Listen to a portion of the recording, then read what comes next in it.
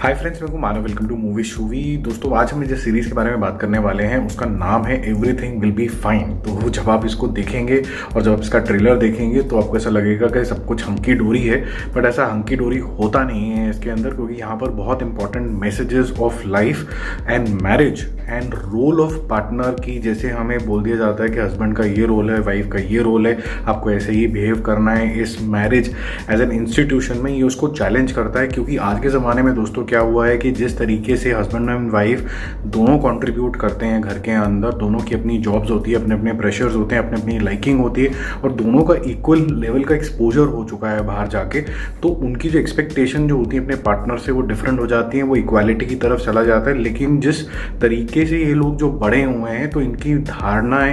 As a husband और as a wife बड़ी different होती हैं। तो दोस्तों, ये काफ़ी ब्यूटीफुल तरीके की सीरीज़ है और स्पेसिफिकली ये उन ऑडियंस को टारगेट किया गया है जो कि या तो रिलेशनशिप के अंदर है या फिर किसी मैरिज के अंदर है। और मैरिज एज ए इंस्टीट्यूशन को ये ऑलमोस्ट चैलेंज करता है कि ये जो मैरिज एज ए इंस्टीट्यूशन है ये होना भी चाहिए कि नहीं होना चाहिए, और होना चाहिए तो किस रूपरेखा और फॉर्म एंड शेप में ये होना चाहिए। बहुत ही मेच्योर डायरेक्टर ने दोस्तों इसको डायरेक्ट किया है, जिसका नाम है दियागो लूना। ये मेक्सिको के एक एक्टर हैं, राइटर हैं, डायरेक्टर हैं और काफ़ी इनकी प्रेज होती है वहाँ पर। आप इसके बारे में रिसर्च करेंगे दियागो लूना की तो आपको पता चल जाएगा। ये लुक्स वेरी गुड ऑल्सो, तभी वो एक्टर भी बने। तो काफ़ी ज़्यादा डीप तरीके के उन्होंने यहाँ पर इमोशंस दिखाए हैं, जहाँ पर आपको ऐसा लगेगा कि शायद ये इंसान खुद भी इस सब चीज़ों से गुजर चुका है या फिर बहुत क्लोजली अपनी फैमिली में या किसी फ्रेंड सर्कल में इन्होंने शायद एक्सपीरियंस किया होगा, तभी इतनी बारीकी जो है ये पकड़ पा रहा है। जहाँ पर इस स्टोरी के अंदर ये दिखाता है कि एक कपल है जो कि बड़ा अनहैप्पी टाइप सा है अपनी मैरिज में और जो कि ख़त्म हो जानी चाहिए, बट वो अपने रिलेशनशिप को ही डिसाइड करते हैं कि रखेंगे, क्योंकि उनकी एक डॉटर है और डॉटर को एक अच्छा जीवन देने के लिए दोनों का होना बहुत ज़्यादा ज़रूरी है। और सेपरेशन के बाद भी ये दोनों उसके लिए टाइम स्पेंड करने के लिए एक ही घर के अंदर रहना शुरू कर देते हैं और कैसे उसके साथ और ज़्यादा इंडल्ज होने की कोशिश करते हैं। अब ये सारा मजबूरी का सौदा होने लग जाता है रॉय और जूलिया के लिए, और ये बेसिकली निभाया है फैबियो और लूसिया ने। दोनों ने बहुत ही ज़बरदस्त एक्टिंग करी है और लूसिया जो फीमेल लीड है इसके अंदर, जब आप उनके बारे में देखोगे और जो उनका पूरे एक्सप्रेशंस देखोगे, आपको मतलब कई की जगह पे हंसी भी आएगी, कई की जगह पे रोना भी आएगा। बहुत वैरायटी ऑफ इमोशंस उन्होंने यहाँ पर दिखाए हैं, क्योंकि यहाँ का जो रिलेशनशिप है पूरा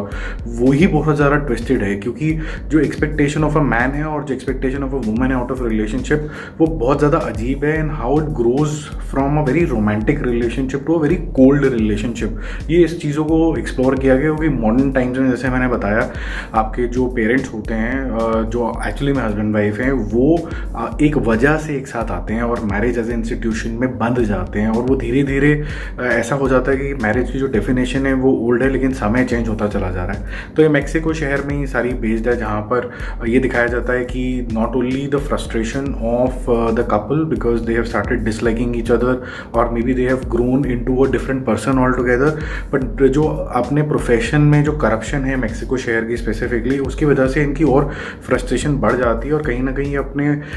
जो ऑफिस को, अपने वर्क को इतना ज़्यादा डिस्कस करते हैं और डिस्कस करते करते आपस में झगड़ लेते हैं और इवेंचुअली इनकी एक्सपेक्टेशन बहुत ज़्यादा अलग हो जाती है। जैसे वुमन चाहती है कि वो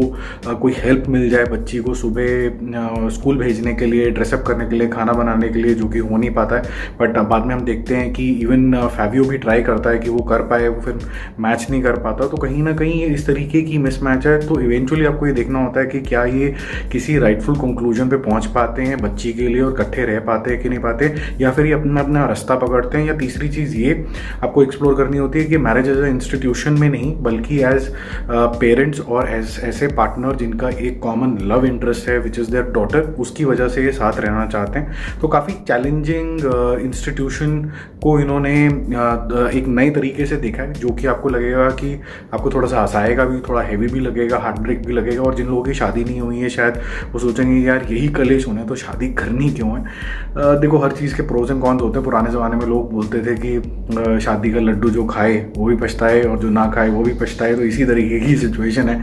तो मेरी तरफ से इस मेच्योर सीरीज़ को मैं बोलूँगा कि मेरी तरफ से ए स्कोर है, क्योंकि काफ़ी गंभीर इशू है ये, और आज के मॉडर्न टाइम के हिसाब से हर चीज़ की नई डेफिनेशन आनी चाहिए, नया अरेंजमेंट आना चाहिए। शायद शायद हम कुछ चीज़ों को लेके हम पुरानी मान्यता और पुरानी डेफिनेशन में अटके हुए हैं। कुछ चीज़ें मुझे पढ़ाई को लेके भी लगती हैं। मुझे ऐसे ही मैं अपने फ्रेंड्स के साथ डिस्कस कर रहा था, तो आप भी सोचिए इस बारे में कि अगर आपकी उम्र मान लीजिए 40 साल है, तो जैसे तरीके से आपको पढ़ाया जाता था स्कूल के अंदर आज से मान लीजिए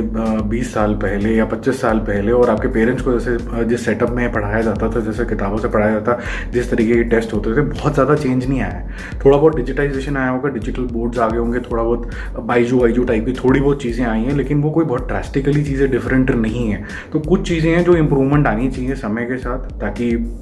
और मॉडर्नाइजेशन आ पाए, और जो समय चेंज हो रहा है उसके हिसाब से एक नई डेफिनेशन, नई परिभाषा भी लिखी जाए, जो इस कपल ने, रॉय और जूलिया ने, काफ़ी हद तक टॉपिक छेड़ा। कंक्लूजन क्या होता है ये आप खुद देखिए, और अगर जिनके बच्चे हैं और जो मैरिड हैं उनको तो खैर काफ़ी मज़ा आने ही वाला है इसके अंदर। तो मिलते हैं एक और रिव्यू, एक और अपडेट के साथ, बने रहिए। Bye bye.